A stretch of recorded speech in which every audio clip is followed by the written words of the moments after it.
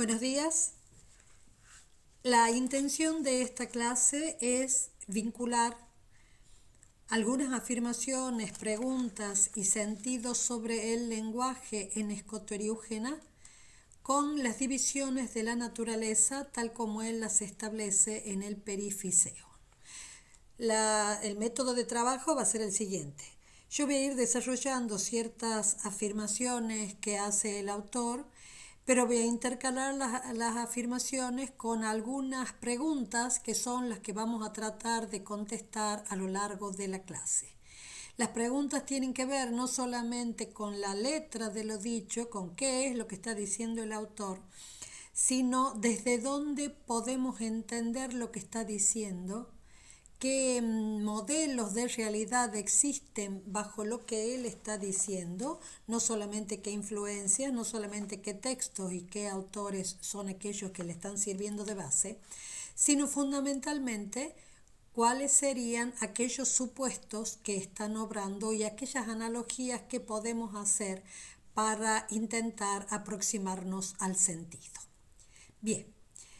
En un primer momento, lo que quisiéramos decir, tomando como base el Perifyseion, lo que quisiéramos decir es que cuando Scoto-Eriúgena utiliza el nombre de naturaleza, se está refiriendo al todo de aquellas realidades, tanto de las que son como de lo que no es, incluyendo tanto a Dios y a las criaturas. Quiere decir que esta noción de naturaleza no equivale en el pensamiento de Scoto-Eriúgena a aquello que está aparte de Dios, aquello respecto de lo cual yo tengo que contradistinguir a Dios, sino que la noción de naturaleza incluye a Dios y a las criaturas, al ser y al no ser.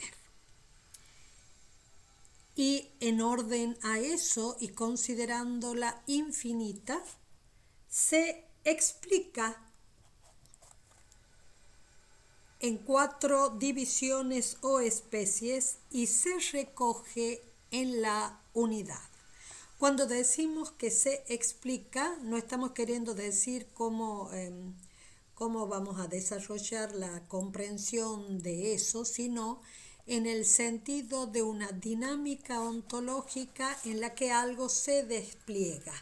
La explicación como un despliegue de la naturaleza. El despliegue de ese todo se realiza a través de 4 divisiones o especies y se recoge, se reúne en la unidad. Quiere decir también que lo otro que tenemos que tener en cuenta es que esta articulación del todo de lo real, del todo que incluye el ser y el no ser, este todo que va a ser caracterizado como manifestación de lo divino, se expresa como oposiciones lógicas. Doy las oposiciones y después vamos a intentar ver qué nos vamos a preguntar sobre esta especie de diagrama originario que vamos a tener y para el cual no tengo un pizarrón para ponerlo aquí. Fíjense, este todo, que repito, este todo infinito que incluye el ser y el no ser, este todo infinito que incluye a Dios y a las criaturas, que es la manifestación de lo divino, este todo se expresa como oposiciones. Las 4 oposiciones, cada oposición pertenece a una de las divisiones de la naturaleza. Esas 4 divisiones son las siguientes. En primer lugar, la naturaleza que crea y no es creada. En segundo lugar, la naturaleza que crea y es creada. En tercer lugar, la naturaleza que no crea y es creada. Y en cuarto lugar, la naturaleza que no crea ni es creada. Quiere decir que si miramos este esquema, si miramos esta especie de cuadro para ver por qué lo está expresando así, tenemos que establecer ciertos puntos sobre los cuales vamos a tener que preguntarnos qué significa. En primer lugar, tenemos ahí puesto, porque sobre esa base se establecen las divisiones, la noción de creación. Todas las caracterizaciones se han basado, las caracterizaciones que especifican a cada una de las divisiones se han basado en ser creado, no ser creado, crear, no crear. ¿Se dan cuenta? Ya sea como algo activo o ya sea como algo que no procede de él, las diferencias de esta naturaleza se han expresado por su relación con la creación o no creación. En segundo lugar, nos tenemos que preguntar por qué este esquema, por qué esta dinámica se produce como una dinámica de oposiciones. En tercer lugar, ¿por qué se está estableciendo la afirmación y la negación? La que crea y es creada, la que no crea y no es creada, la que crea y no es creada. Se dan cuenta que todo este listado se establece con contraposiciones de afirmaciones y negaciones o de algunas de las divisiones que implican una especie de doble afirmación, como en la segunda, crea y es creada. Y por último, la otra pregunta que nos tenemos que hacer es ¿por qué cuando estamos hablando de la naturaleza y nuestra perspectiva habituada a los modos que tiene el medioevo de comprender esto se dispara casi automáticamente al ser? ¿Por qué esta perspectiva sobre la naturaleza señala que la naturaleza implica el ser y la nada? Observen que esas son las preguntas que de alguna manera a lo largo de la exposición, por lo menos inicialmente, tenemos que tener con una especie de cierta claridad, no sé si es la palabra con respecto a Scott Eriúgena, pero sí alguna propuesta de sentido. Fíjense, ¿por qué crear? ¿Qué será que signifique eso? ¿Por qué oposiciones lógicas? ¿Por qué afirmación y la negación? ¿Por qué el ser y la nada? ¿Se dan cuenta? Esto es el marco con el que inicialmente tenemos que escuchar las determinaciones que haga Scott Eriúgena.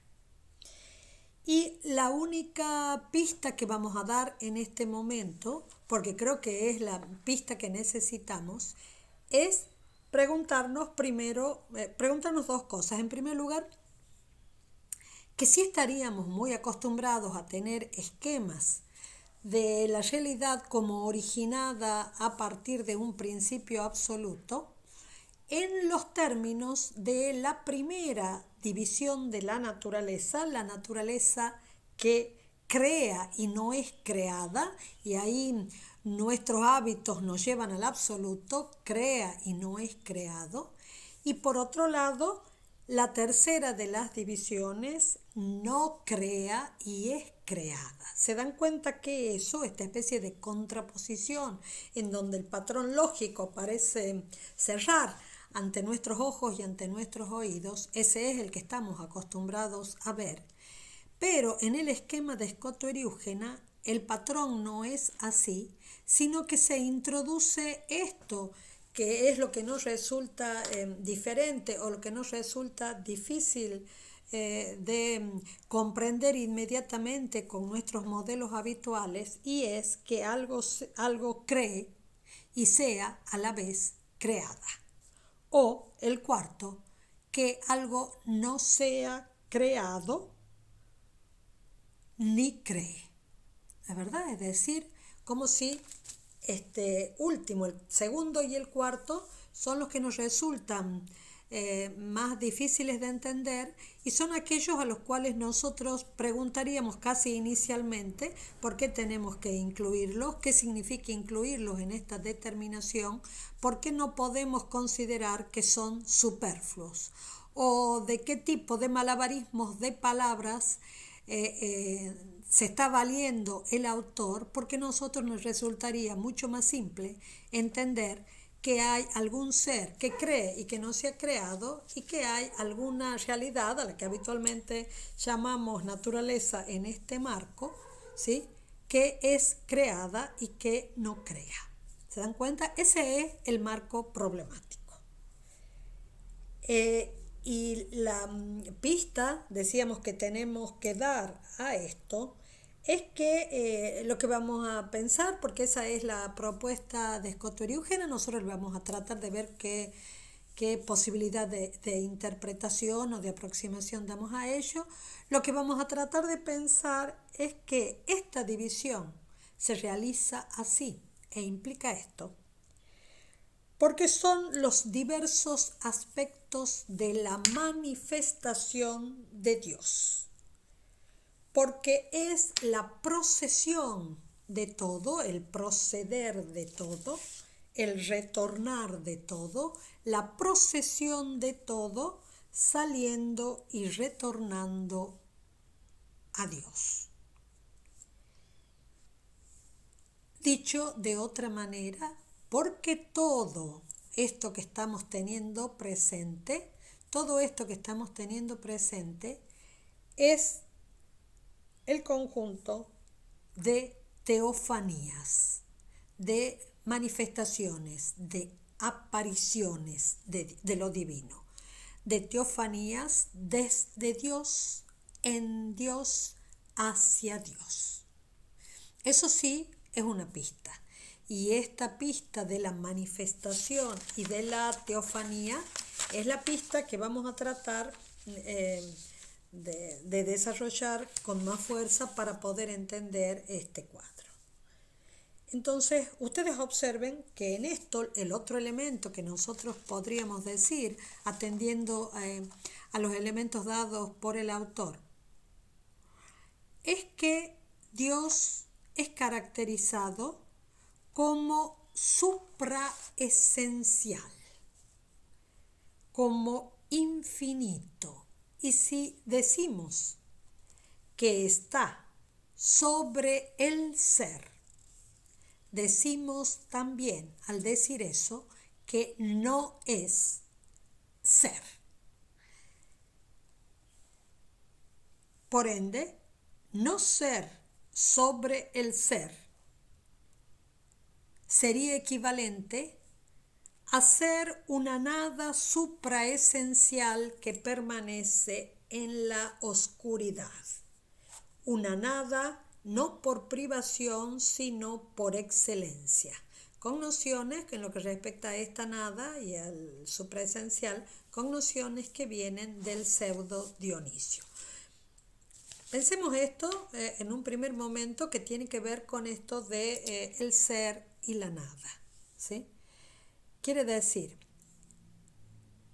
que no estamos pensando en Dios como el sumo ser y su contrapuesto sería la nada como carencia absoluta de ser, y por lo tanto, si pudiéramos decirlo así, aquí estaría Dios.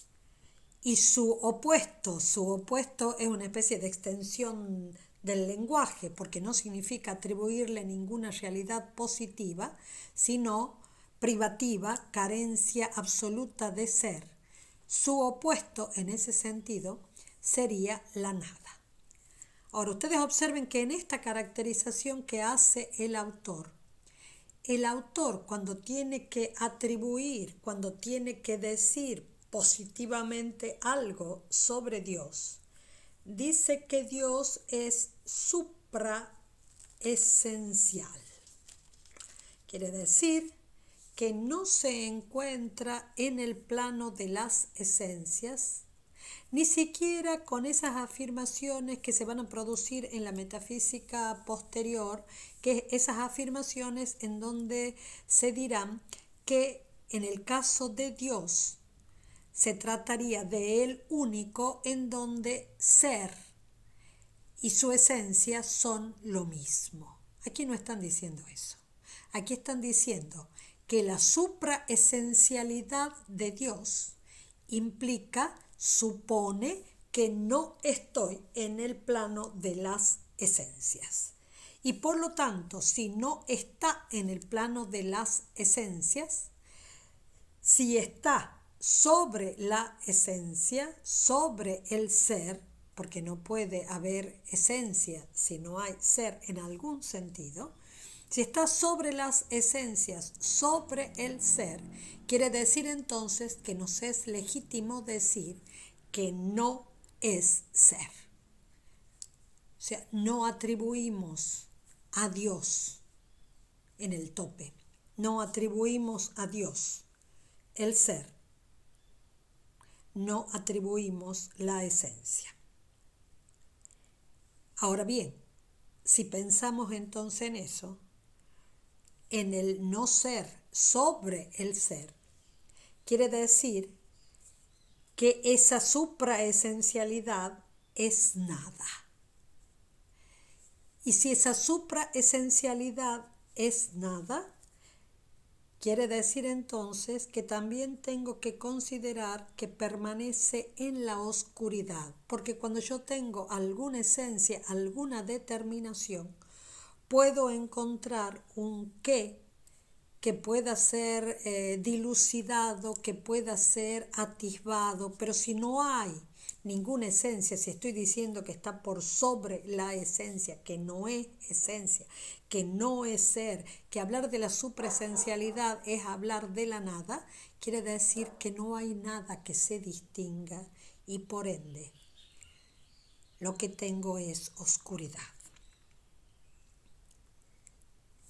Cuando pensamos esto, cuando pensamos en este esfuerzo impresionante de la inteligencia, tanto la que hace el pseudo Dionisio, como la que hace Máximo el Confesor, como la que está haciendo Escoto Eriúgena, digo, en estas líneas de sentido, si pensamos en que esto es un inmenso esfuerzo para afirmar la trascendencia de Dios, tenemos en el mismo momento también un problema con respecto a todo lo otro que es.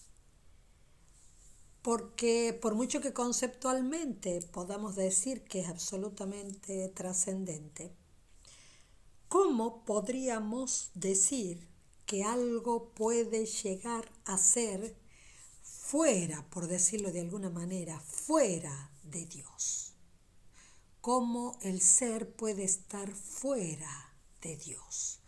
¿Cómo no puede Dios ser el ser, como lo han dicho otros? ¿Se dan cuenta que cuando el pensamiento problematiza muchas de las acciones, modalidades del lenguaje, categorizaciones que tenemos y que aplicamos al absoluto, bueno, entramos en profundos nudos de conflicto, profundos nudos de dificultad, y nos basta para eso pensar en el comienzo del texto de Confesiones de Agustín, cuando Agustín está diciendo que te alabo, Dios, creador del cielo y de la tierra, y en el acto, como si volviera con una pregunta sobre lo que acaba de decir, dice, bueno, pero si yo estoy haciendo esto, te estoy invocando.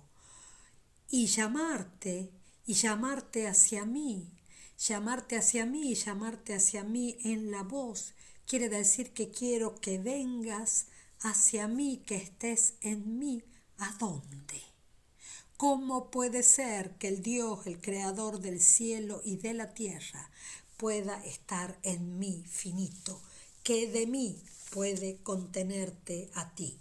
¿Se dan cuenta que problematizado o asumido o pensado metafísicamente las acciones, las modalidades, las determinaciones que hacemos sobre el absoluto, todas las determinaciones tienen que ser repensadas porque aparecen en su dificultad de sentido, en su dificultad de predicación? ¿Cómo podría entonces, si afirmo a Dios Si yo no afirmo que existe Dios o que Dios está bien, pero si afirmo a Dios, ¿cómo podría sostener que la realidad queda fuera de él, aparte, distinta, otra? No debiera haber una presencia, una inmanencia, un algo. ¿Se dan cuenta que afirmar la absoluta trascendencia es como si nos dejara a nosotros solos con nuestra finitud? Y si afirmamos que esa absoluta trascendencia no es la trascendencia del Ser Supremo, y en cambio nosotros sí tenemos, si somos entes, si somos, bueno, esa absoluta trascendencia es como si nos dejara a nosotros diciendo cuál es nuestro asidero en la realidad. ¿Cómo puedo pensar en que yo sea y que Dios no sea? Por eso, lo que queremos pensar para poder acercarnos mínimamente en este poquito tiempo que tenemos, lo que quisiéramos es acercarnos en este poquito tiempo que tenemos a algunas consideraciones que nos permitan captar algo, captar sobre qué hace pie Escoto Eriúgena para poder llegar a hablar sobre Dios. Y lo que sí quisiéramos decir, reiterando lo de recién, es que la división de la naturaleza, la dinámica de la explicatio que luego va a tomar Nicolás de Cusa, es el modo en el que Escoto Eriúgena da su respuesta a esto. No digo que sea igual a Nicolás de Cusa, pero digo que tiene que ver con este explicarse de la realidad a partir de Dios. Extra quam nihil est, fuera del cual nada es. Fuera del cual nada es, pero Dios, en este esquema, no es. Veamos entonces ahora por qué lo ha expresado como oposiciones respecto de la creación. Veamos por qué el ser y la nada. Veamos por qué la afirmación y la negación. A partir de un excelente conocedor del neoplatonismo, Bayer Valtes, en un excelente libro sobre Escoto Eriúgena, lo que podríamos decir es lo siguiente para tratar de ver por qué en ese esquema de la división de las naturalezas Eriúgena ha apelado a la creación. Y lo primero que quiero decir es que necesitamos tomar distancia teórica de la interpretación del crear como producción, factura de los seres, mucho bajo el modelo sensorial de la mano, bajo las artes manuales de la producción, mucho desde una causalidad eficiente que implica la producción de la materia y todo lo demás. No quiere decir que no es producción, digo que no lo podemos pensar como acostumbramos pensar la producción, sino que tenemos que pensarlo como manifestación. Creación equivale en Escoto Eriúgena a manifestación. Ojo, que no estamos diciendo creación es simplemente la originación de los seres, sino que estamos diciendo que la totalidad de la naturaleza, en la cual establece Escoto Eriúgena esa cuádruple división, ese todo es manifestación. Y que por eso ahí puedo establecer esta especie de inclusión de lo divino y de las criaturas. Todo esto, la naturaleza, es lo infinito volviéndose manifiesto, desplegándose, llegando al ser. Lo infinito diciéndose, de modo tal que al decirse, revele lo que no es dicho. Revele que el decir implica siempre lo no dicho. La manifestación como oposición entre lo dicho y lo no dicho. No cabe entonces manifestación sin oposición. Si hay manifestación, quiere decir entonces que hay algo que está volviéndose manifiesto, que algo no manifiesto está volviéndose manifiesto. Si hay manifestación, de alguna manera, con el solo acto de manifestación, queda también puesto sobre el tapete que hay algo que no está puesto ahí. Si hay manifestación, quiere decir entonces que se establece una contraposición entre esto que es lo manifiesto y esto otro que es lo no manifiesto. Quiere decir entonces que la oposición está presente, pertenece a la noción misma de manifestación, porque la manifestación siempre tiene como telón de fondo, no como concomitante ni accidente, sino como constitutivo del mismo ser de manifestación, que haya algo no manifiesto. Y por lo tanto, quiere decir que si hay manifestación, hay entonces afirmación. Pero a la vez, si es el infinito, lo no dicho es la fuente de la manifestación, entonces es irreductible la negación. ¿Sí? Quiere decir, no sé cómo expresarla para que resulte más claro. Una de las cosas más hermosas de esta explicación o de esta expresión de Scott Eriúgena es hacernos conceptualizar algo, categorizar, traído la palabra para adentro porque con respecto a Dios, Scott Eriúgena piensa que las categorías no se utilizan en forma propia. Una de las cosas más maravillosas, decía, es que Scott Eriúgena nos hace aproximarnos a algo que nosotros también conocemos en otras experiencias del hombre, ¿no es verdad? Si nosotros conocemos que parte de el efecto estético que puede producirse en la realidad es que algo se ponga, pero se ponga de manera tal que vele, y precisamente porque vela me hace trasuntar eso que se está poniendo enfrente a mí.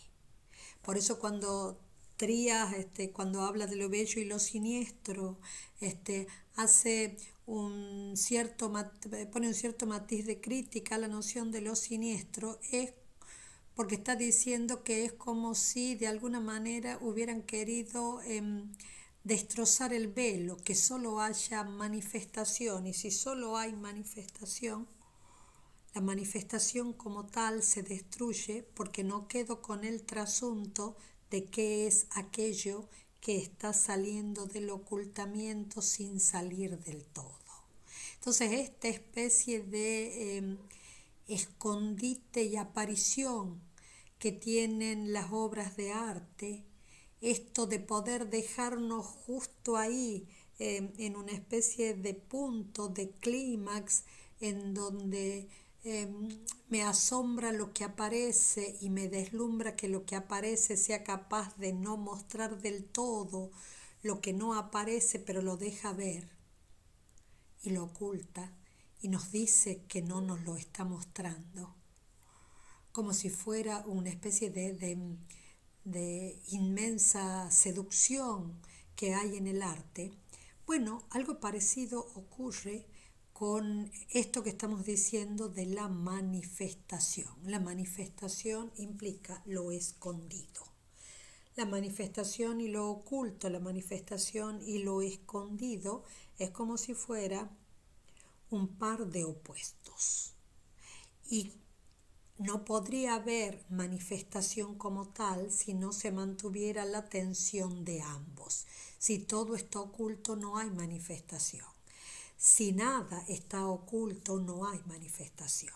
Entonces, esta especie de par de opuestos que tienen que seguirse manejando, tienen que seguir estando presentes, es lo que de alguna manera permite entender que tiene que haber oposición. Y lo mismo, así como la manifestación, lo manifestado sería lo afirmado remite a lo no afirmado, es decir, a lo negado, y por lo tanto hay afirmación y hay negación.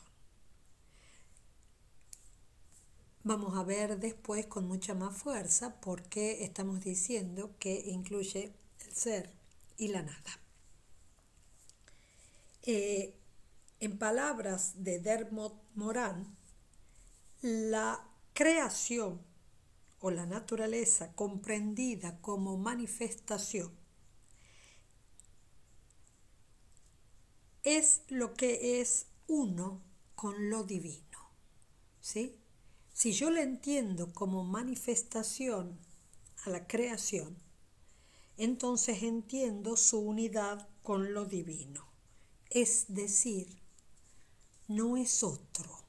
Y ahí sí también nos acordamos de lo no otro como nombre sobre el absoluto que también hace Nicolás de Cusa. Ustedes observen eso. Si es manifestación, la creación se encuentra unida a lo divino. Y en el uno, más allá de todo, en esta totalidad, el uno, más allá de todo, presente en todo, desciende desde la negación de todas las esencias hacia la afirmación de la esencia del universo. Desde la negación de todas las esencias hasta la afirmación de la esencia del universo. Desde sí a sí, de la nada a algo, de la ausencia de forma hacia lo que tiene forma y especie.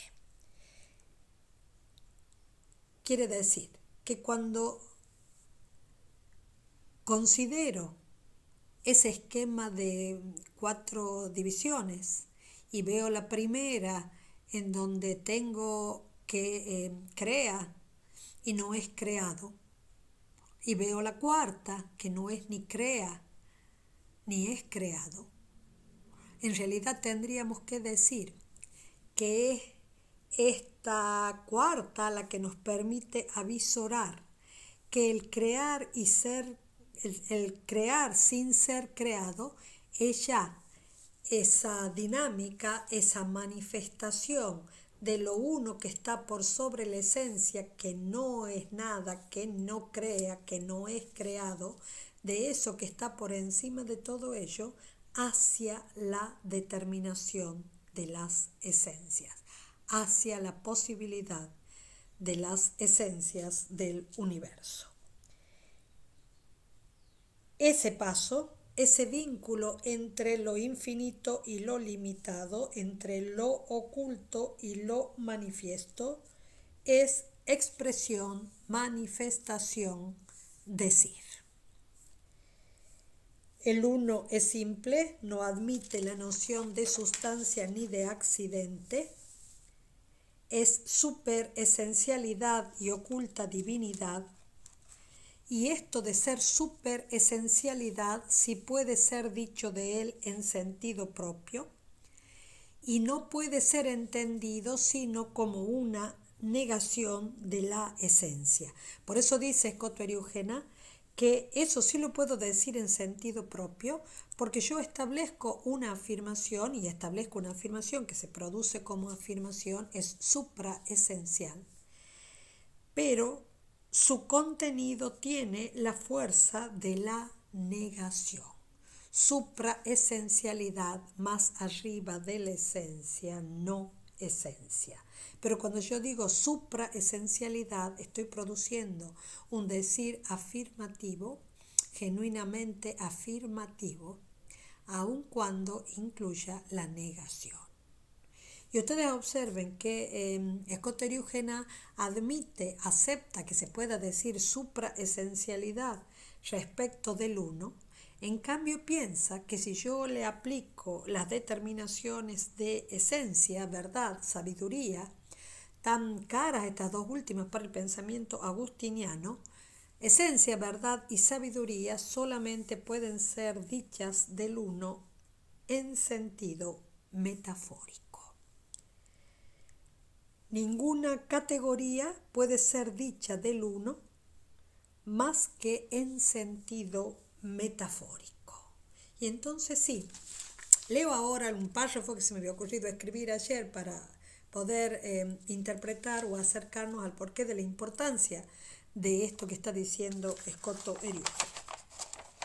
Ustedes observen, si volvemos esta afirmación sobre el lenguaje, sobre nuestro lenguaje, sobre todo lenguaje, ¿cómo podríamos sostener que el lenguaje es capaz de tener un sentido propio sobre las cosas?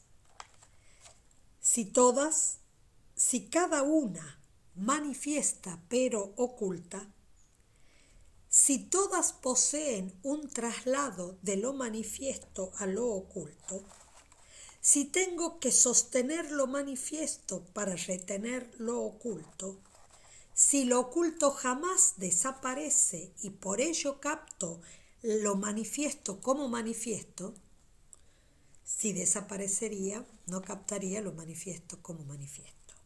Si todo eso pasa, ¿qué aspecto o función del lenguaje quedará fuera de la metáfora? Lo que quiero decir es que si decimos que con respecto a Dios, esencia, verdad, sabiduría, lo que las cosas son, la inteligibilidad de las cosas, el conocimiento de las cosas en su máxima expresión. Si nosotros decimos que todo eso son nombres o caracterizaciones que solo metafóricamente puedo aplicar a Dios, ¿qué consecuencias trae eso sobre mi lenguaje? ¿Qué le cabe a mi lenguaje fuera de la metáfora? Porque sí, es verdad que en algún sentido puedo hablar propiamente, pero ese sentido en el que hablo propiamente, acotando lo propio a algo muy estricto, ese sentido de lo propio en el lenguaje se encuentra incluido en una inmensa caracterización del lenguaje en donde toda manifestación y por ende todo lenguaje siempre implica la tensión entre lo manifiesto y lo oculto y por lo tanto siempre traslada un sentido. Quiere decir que esto que viene de lo oculto se está haciendo presente, pero al hacerse presente, al volverse presencia, determinación en frente a, al volverse así, al volverse algo que es, cuando en el universo surja, cuando en la naturaleza surja el ser, al volverse algo que es, sigue estando vinculado a lo que no es. Todo lo dicho sigue estando vinculado a lo no dicho. Por lo tanto, jamás puedo dejar de pensar que se anula en algún momento el traslado de sentido en el cual consiste la metáfora. Y así como la metáfora no puede funcionar si yo trato de decodificar el sentido oculto y tiro la palabra, la sensorialidad, aquello mediante lo cual he construido la metáfora, yo no puedo seguir teniendo la metáfora si quito el sentido de esto a través de lo cual esto me llega. Si yo no puedo hacer eso, si tengo que mantener siempre el traslado con todo, entonces quiere decir que siempre va a existir en el lenguaje la metáfora, que nunca, si yo hablo sobre el absoluto, puedo dejar de usar la metáfora. Y cuando esté trabajando con las nociones que yo crea más intelectivas y más conceptuales o más lo que sea, siempre lo que tengo delante mío es una metáfora. Entonces, por lo tanto, esa especie de frontalidad de la metáfora en nuestra experiencia del lenguaje, de eso que si trata de eso que me muestra que no es solamente un acto que brota de mí, sino que la totalidad de la realidad en la cual estoy implicada es manifestación. Dicho de otra manera, si la totalidad de la realidad solo puede ser manifestación siendo metáfora, entonces quiere decir que todos los criterios de la claridad y la distinción al modo cartesiano, todo eso de que yo puedo tomar esto, tomar el significado y dejar de lado todo lo otro, bueno, eso desaparece. Y además, tengo que tener presente que si no estuviera esto dicho, así como cuando establecemos una metáfora, si yo no tengo la sonoridad, la sensorialidad de la metáfora, no tengo de ninguna manera una vinculación con lo que no está manifiesto, porque son esas palabras en su sensorialidad las que me permiten que yo quede vinculado a lo otro. Por lo tanto, no puedo cortarlo. La creación como manifestación es una metáfora. El uno infinito, lo oculto, la nada, se expresa como bien, puesto que se difunde, y luego como ser. La bondad no procede de la esencia, sino que es la esencia quien procede de la bondad. Quiere decir entonces que la bondad se vincula a la acción creadora. La divinidad superesencial crea el bien en sí mismo, quien a su vez lleva a los entes a la existencia, desde el género supremo hasta la especie ínfima. Ustedes vean cómo no está diciendo tampoco que el bien es el uno. No está diciendo tampoco que el bien es aquello, lo último, lo que está más atrás. Al contrario, cuando está hablando del bien, lo está hablando porque el uno se explica, se difunde y por lo tanto está vinculado a la acción creadora. Y acuérdense que Dios no solo es aquel que crea, sino aquel que no crea, aquel que no es creado. Entonces piensen en esto, que es como obligarnos a considerar realmente en serio que tenemos que mirar de otra manera y mirarlo desde la manifestación y desde la palabra a la creación, que por supuesto tiene para Scott Eriugena raíces también escriturarias. ¿Por qué? Porque la difusión del bien se entiende como la pronunciación de la palabra, la actividad consiste en decir, es autorrevelación de lo divino, teofanía, aparición de Dios.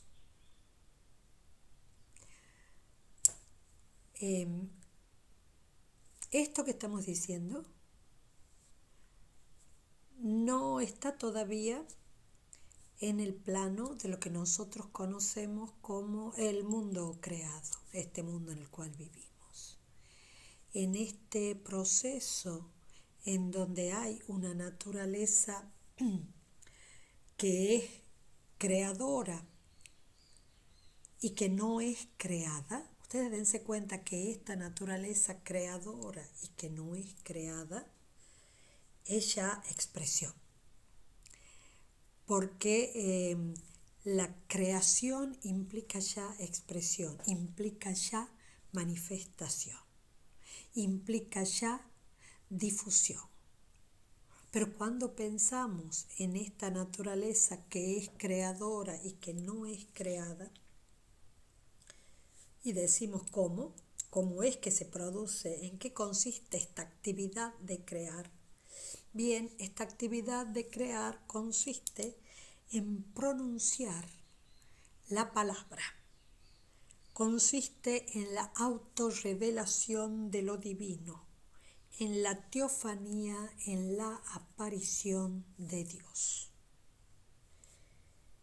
Veamos entonces cómo este modelo, que no es el modelo del hacer, es el que ha complejizado la división de la naturaleza, introduciendo la segunda y la cuarta división. ¿Por qué el segundo entonces? ¿Por qué el cuarto?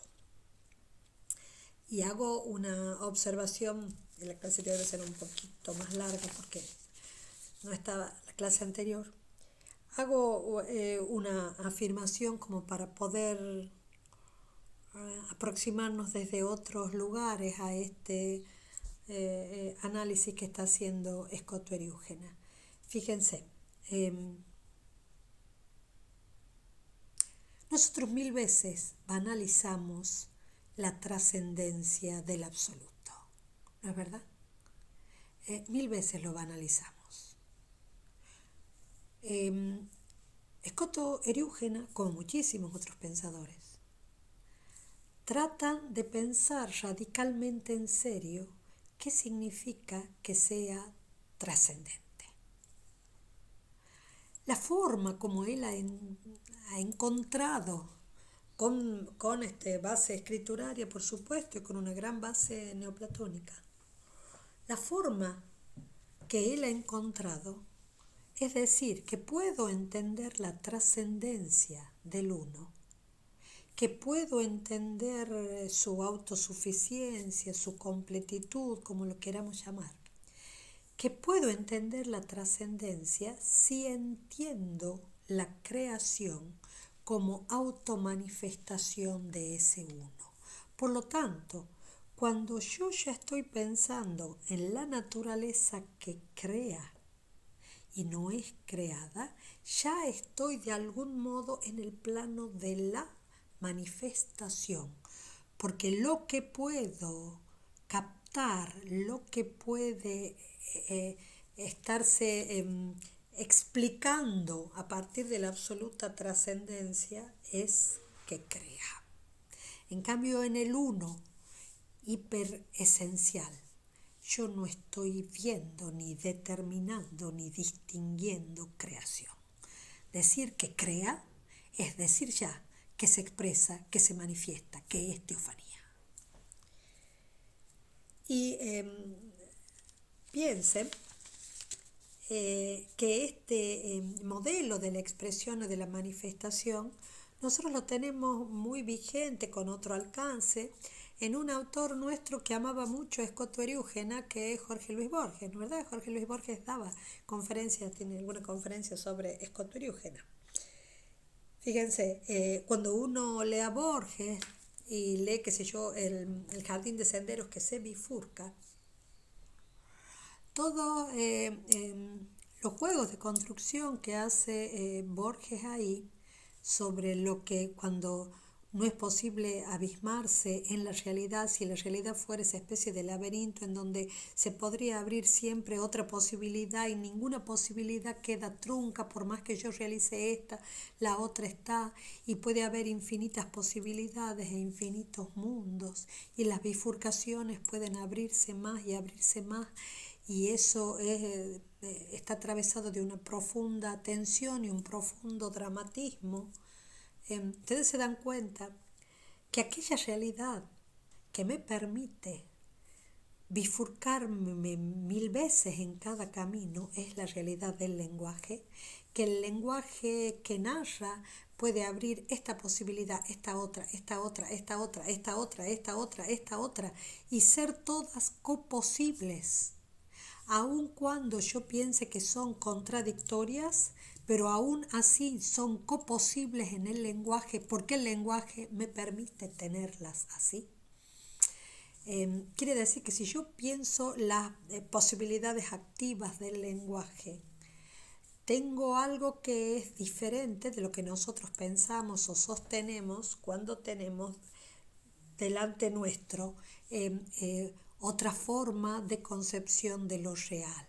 En cambio, cuando alguien crea en el lenguaje, crea produciendo los personajes que quiera, crea pudiendo hacer que empiecen las cosas cuando un suceso termina, que terminen las cosas cuando el suceso empieza. Miren todas las cosas que nosotros hacemos desde las posibilidades que nos da el lenguaje y no otra cosa. Bueno, yo digo que si de alguna manera pensamos en esa especie de gran maravilla que es el lenguaje, en la narrativa de Borges, en los ensayos, en la poesía, tenemos algún punto de contacto, porque así como encontramos el personaje que es el que está buscando el río de la inmortalidad, después el que está buscando cómo salir de la mortalidad y que están en esos pergaminos y que es por los nombres y por los idiomas que están utilizando, como parece que es el mismo personaje que es el inmortal que ha atravesado tantas culturas, tantas edades, tantos tiempos, y el lenguaje es el que nos da todas las pistas y es el que nos permite que sea el mismo, el que ha pasado de la mortalidad a la inmortalidad y después de nuevo a la mortalidad, ¿no? Es decir, ustedes observen todas esas maravillas del lenguaje que nos permite decir, y si yo pensara toda la realidad como un gran acto de lenguaje, que en vez de ser un lenguaje descriptivo, científico, fijo, de rangos determinados, es una inmensa cantera de narración o, como lo vamos a ver después, una inmensa poesía. Volvamos entonces al proceso. Quiere decir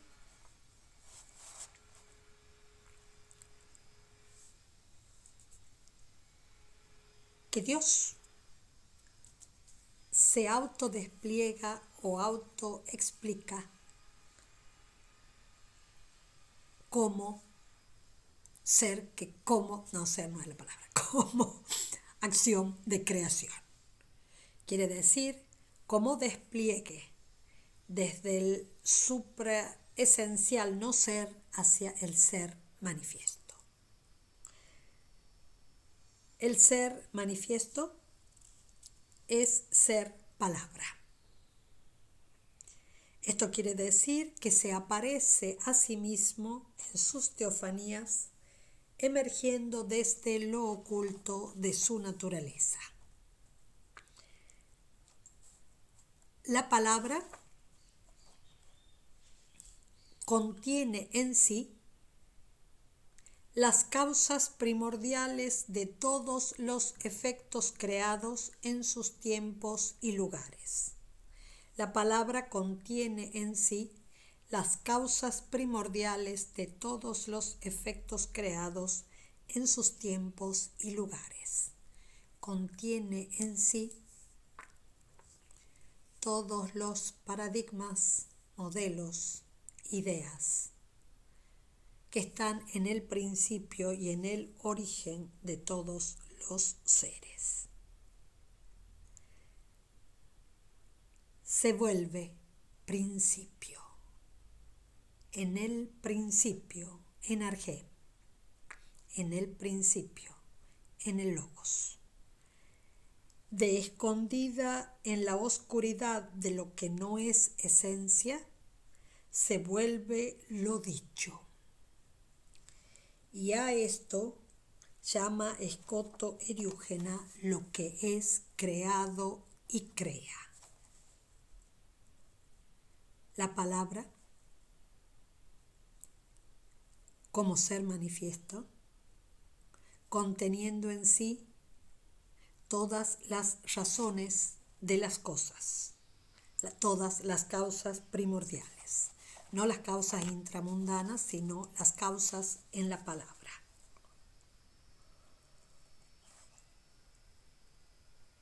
Manifestado como palabra, es principio y coeterno al origen.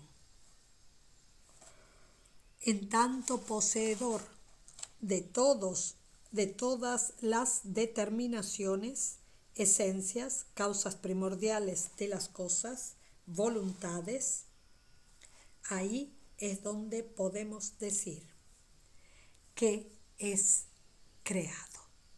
Por eso, aun cuando Escoto Eriúgena mantiene la distinción, que es una distinción propia de la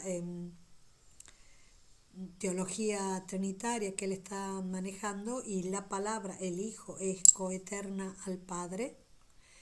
Sin embargo, las causas primordiales que están allí, las esencias de las cosas por crear que están ahí, las voluntades de lo creado, todo esto que está ahí, que es el principio de creación de todos los entes, son sin embargo creadas. Esto sí va a ser bien importante en el pensamiento medieval, lo vamos a volver a ver en el pensamiento de Meister Eckhart de muchísimas maneras, ¿no? Entonces este tema de las causas primordiales que están en la palabra coeterna, las cosas que están en ella, las ideas que están en ella, no, este carácter de principio que tiene la palabra y este carácter de causas primordiales y de alguna manera principios en otro sentido que tienen todas las cosas, que tienen, las ideas, bueno, esto es lo que forma esa especie de segunda división de la naturaleza, que es la naturaleza, que es creada y crea. La manifestación, ¿qué es lo que hay de distinto con el anterior? En el anterior, en la primera división, lo que teníamos era manifestación. El manifestación que se vuelve decir, manifestación, dirección a lo dicho. En este segundo nivel, que es el de la palabra, ¿qué es lo que tengo? Determinaciones, razones esenciales. Y eso quiere decir, dice el autor, manifestación de sí mismo en otro, salida de su propia oscuridad trascendental para llegar a ser principio de ser y de la luz. Ustedes observen que esto, cuando nosotros nos preguntábamos, bueno, ¿a dónde estará lo otro? No puede existir, no puede subsistir, no lo podemos pensar fuera de Dios. Lo que está diciendo Escoto Eriúgena es que esto es desde Dios, en Dios y hacia Dios, porque las determinaciones ya no son simplemente la manifestación que está desplegándose, la manifestación que está produciéndose, sino la manifestación produciéndose, diciéndose como razones esenciales, principios de las cosas que serán creadas, como manifestaciones esenciales, como determinaciones, están poniendo identidades, formas, especies, determinaciones posibles, pero determinaciones posibles que van a ser principio de los seres. Y por lo tanto, como determinaciones, estas determinaciones quiere decir que Dios se está manifestando a sí mismo en otro. Se está manifestando en otro. Está saliendo para decirse en otro. Y que eso otro va a producir a renglón seguido la creación material de los seres, pero que hay una especie de preámbulo, de algo previo a la creación material de los seres, que es que primero tienen que ser creadas las razones según las cuales se originarán los seres. Porque en la nada supresencial, en el uno por encima de todo eso, no hay ninguna determinación. Y por lo tanto, ella una salida del uno, una teofanía que haya determinaciones que puedan ser principios de los seres.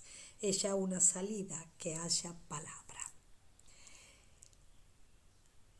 Cuando se dice incluso aquí que hay autocreación, no es porque lo creado sea la palabra, sino las razones dichas en la palabra que originan el autoconocimiento y el ser manifiesto. Por eso, esta segunda división es un movimiento de la naturaleza divina a la mente. Y en este sentido, el intelecto precede al ser. La mente se crea a sí misma en su dirección al autoconocimiento. Pero no es como si lo divino existiera antes que la mente. Es no ser antes de ser autoconocimiento. El autoconocimiento no es completo, retiene un aspecto de ignorancia, se conoce como trascendente a lo que conoce de sí. Y al no reconocerse en lo que conoce de sí, se conoce mejor, porque se conoce sobre todas las cosas que son y no son. Ustedes observen esto que es muy importante para pensar, porque él está intentando hacer una cierta distinción entre lo que es la palabra que es coeterna y las cosas dichas, las razones dichas, las razones creadas, porque cuando se crean estas razones, se crea esto que es lo entendido, se crea lo que está surgiendo es la mente, en orden al autoconocimiento, ¿sí? Y por lo tanto, no es como si lo divino existiera antes, porque el ser viene después que la mente. Por eso después se estudia tanto a Escoto-Eriúgena en relación con los idealismos posteriores. Yo quiero agregar una cosa a esto, porque esto necesita mucho más para ser comprendido y discutido y una clase interactiva para que yo pueda contestar las preguntas, pero quería que tengan algunos elementos presentes. Una de las cosas que me parecía que nos podía acercar, aunque no fuera acercarnos del todo, que quizás podríamos entender mejor este tipo de explicación de la creación que está señalando Escoto-Eriúgena, si apeláramos a la creación poética. Porque un poeta no crea poesía como si ya conociera previamente lo que va a decir. La creación de la poesía no es al modo de un artesano que tiene la intención en la cabeza, lo que está primero en la intención y después en la ejecución. Alguien que crea poesía no tiene en la cabeza ninguna poesía. Alguien que crea poesía dice, buscando, encontrando, produciendo sentidos y palabras. Y antes de las palabras dichas, la poesía no preexiste en ningún lugar. ¿No es verdad? antes de las palabras encontradas, antes de las palabras escuchadas, antes de las palabras comparadas, antes de las palabras rechazadas, recreadas, vueltas a decir. La poesía no existe en ningún lugar. Por eso, muchísimas veces los esquemas de la creación están tan puestos sobre la mesa de las artes que se hacen con la mano, que nos olvidamos a veces que una gran capacidad de producción que tenemos es con la palabra, y el que crea con la palabra, el que está produciendo desde el interior, cuando las dice, no solo ha dicho el poema, en realidad ha conocido en las palabras de su poema lo que podía decir, lo que debía decir, lo que quería decir. Se ha conocido a sí mismo, ha originado el mundo del poema y en él se ha puesto de manifiesto. No se ha puesto de manifiesto como sacando de un cofre una página donde está escrito entero el poema. Manifestarlo es crearlo. Manifestarlo es manifestarse. Manifestarlo es de algún modo conocerse. Antes de ese mundo del poema, antes de que comenzara a hablar, no se veía, no se volvía manifiesto ni siquiera para sí mismo. Y yo creo que esa acción de la creación poética, de la gran impronta de manifestación de sí, de oscuridad, de alumbramiento de uno mismo en las palabras, que son uno mismo apareciendo, no uno mismo siendo dibujado, porque si no las artes visuales invaden la creación poética y nos hacen perdernos de qué es. No es un acto de introspección del cual proceden las palabras. La manifestación es manifestación para el propio poeta. Antes de ese mundo, antes de que comenzara a hablar, no se veía, no se volvía manifiesto en eso ni siquiera para sí mismo. Por eso la palabra como acción de manifestación es coeterna en el interior del misterio trinitario del dogma cristiano. La acción de manifestación que es la poesía, el solo ponerse afuera buscando las palabras, es ya junto con uno en uno, pero encontrar la palabra, decir la palabra, vincular la palabra, eso sigue siendo una especie de gran deslumbramiento de uno para con uno mismo, ¿no es verdad? Lo dicho, aquello que es principio de todas las cosas, en el caso de la palabra creadora, aquello que es principio de todas las cosas, de todas las voces que sonarán y los sentidos que se revelarán, proceden de ella o es ella su lugar.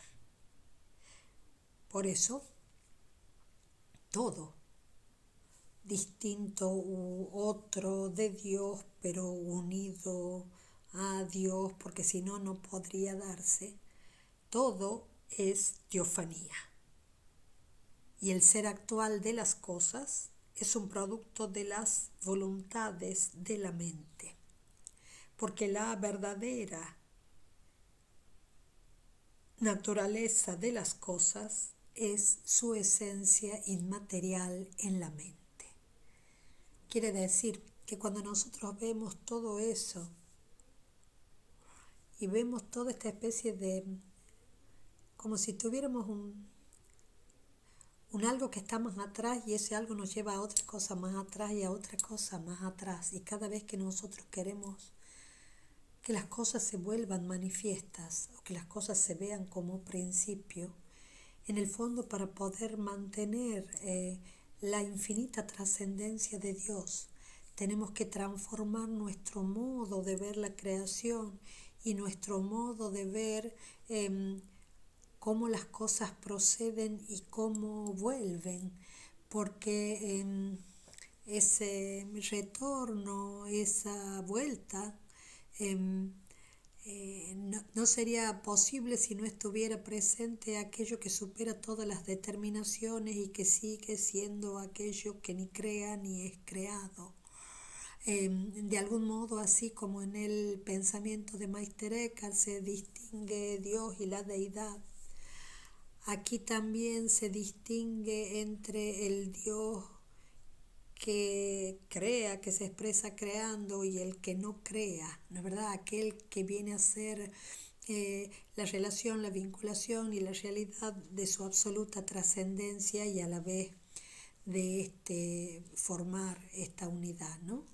Bueno, esto es parte de las inmensas dificultades que tiene Scott Veriúgena, ¿no? En la clase que viene lo que voy a hacer es dar una especie de esquema del libro en el que trata las causas primordiales, que es uno de los libros que tiene más complicaciones o más dificultad, para poder tratar de entender de nuevo qué puede querer decir que la creación se entienda como palabra y que el ser se produce recién después, ¿sí?